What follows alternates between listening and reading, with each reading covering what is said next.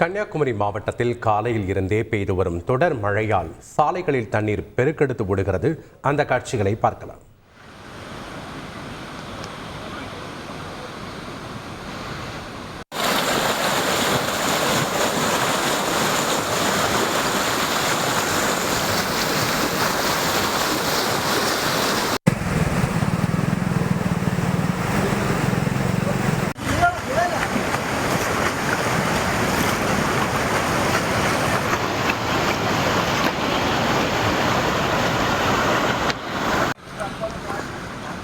இது குறித்த கூடுதல் தகவல்களை செய்தியாளர் பிரசாத்திடம் கேட்கலாம். வணக்கம் பிரசாத், எவ்வளவு நேரமா மழை பெய்து வருகிறது?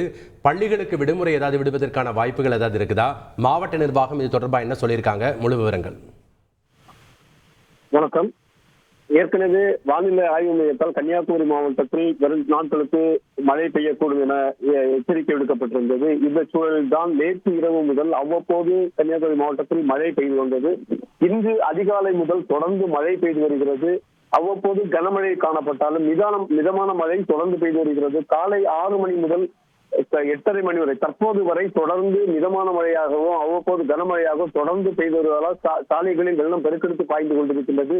இதனால் பொதுமக்களுடைய சகதிகளை பாதிக்கப்பட்டிருக்கிறது. இதுக்கு மேலாக இந்த நாகர்கோவிலை ஒட்டியிருக்கின்ற ஆளூர், ஆசாரிப்பள்ளம், அதே போன்று இரட்டகுளம் உள்ளிட்ட பகுதிகளில் அதிகமான மழை காரணமாக விளைநிலங்களும் தண்ணீர் தேங்கி, அதே போன்று நீர்நிலைகளிலும் தண்ணீர் அதிக அளவு பாய்ந்து கொண்டிருப்பதால் கொஞ்சம் மழை தொடர்ந்து தண்ணீர் அதிகரித்துக் கொண்டே இருக்கின்ற ஒரு சூழல் தான் காணப்படுகின்றது. இந்த தொடர்ந்து மழை காரணமாக தற்போது பள்ளி கல்லூரிக்கு செல்லும் மாணவ மாணவிகளும், அதே போன்று பணியிடங்களுக்கு செல்கின்ற ஊழியர்களுக்கும் சகஜ நிலை பாதிக்கப்பட்டு அவர்கள் சிரமத்திற்கு உள்ளாகியிருக்கிறார்கள்.